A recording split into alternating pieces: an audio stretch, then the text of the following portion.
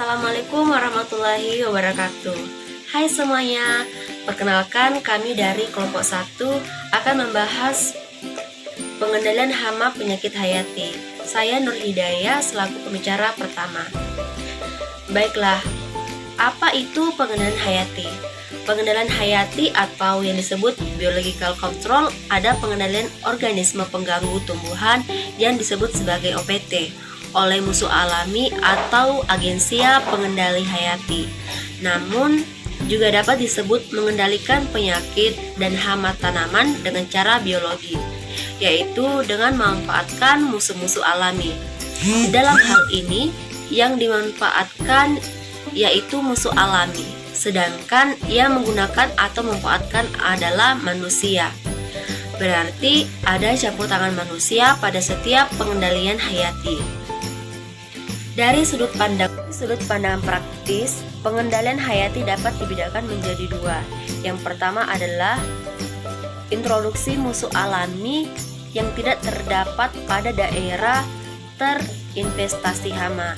Yang kedua adalah meningkatkan secara buatan jumlah individu musuh alami yang telah ada di wilayah tertentu yang terinvestasi hama dengan melakukan manipulasi, sehingga musuh alami yang ada dapat menimbulkan mortalitas yang lebih tinggi terhadap hama yang ingin dikendalikan.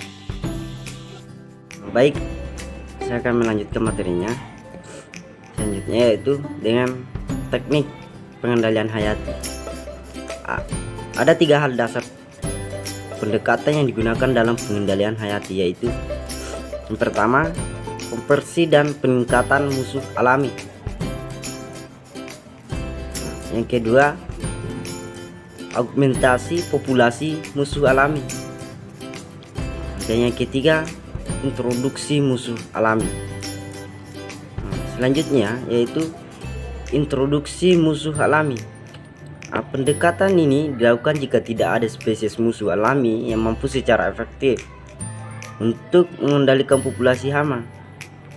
Maka introduksi atau importasi musuh alami ke daerah yang terserang hama harus dilakukan. Pendekatan ini dikenal dengan pengendalian hayati klasik. Musuh alami yang diintroduksi ke lingkungan diharapkan dapat mengembalikan keseimbangan dalam lingkungan baru. Keuntungan pemanfaatan musuh alami relatif murah dan sangat menguntungkan karena aman terhadap lingkungan, manusia, dan hewan, berguna berdaya, efektif dalam pengendalian hama, sasaran efisiensi. Dalam jangka panjang tidak memerlukan ulangan pengendalian. Kompatibel atau dapat digabungkan dengan cara-cara pengendalian lainnya.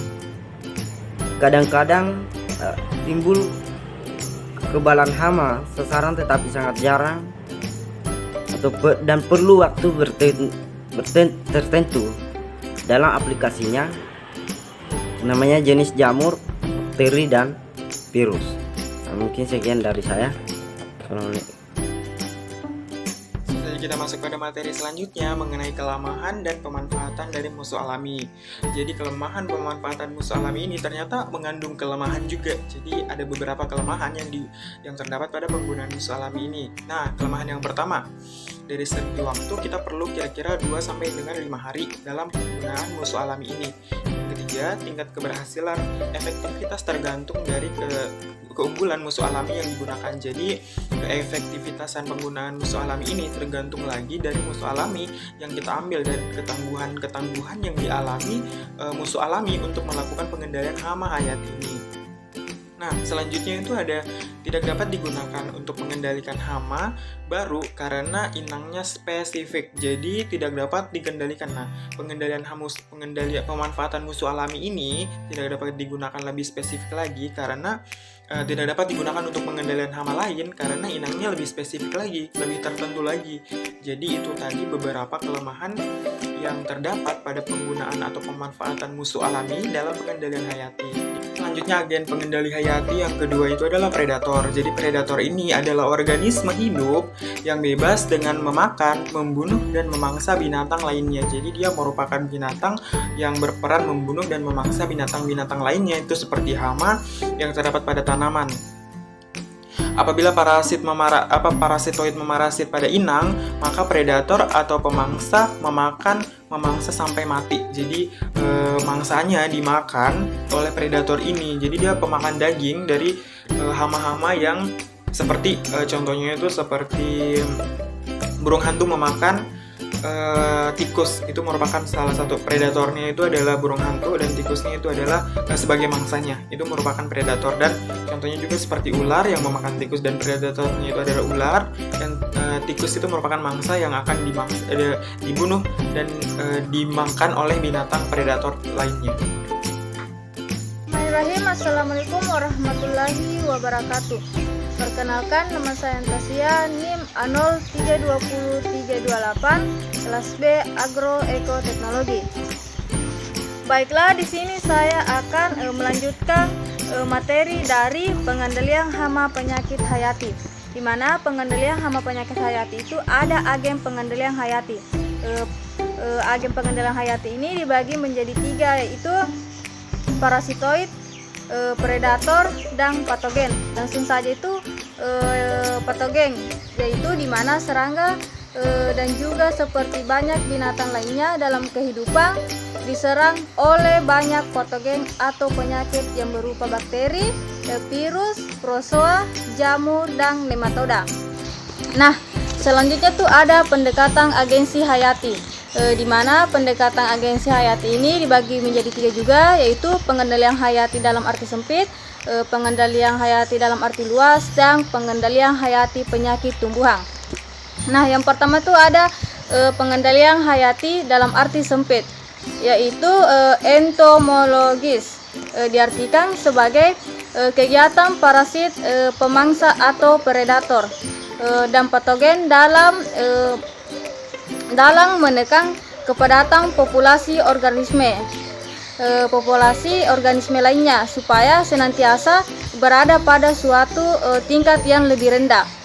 Nah, yang kedua itu ada pengendalian hayati dalam arti luas, yaitu mencakup manipulasi genetik, antibiotik, dan obat-obatan.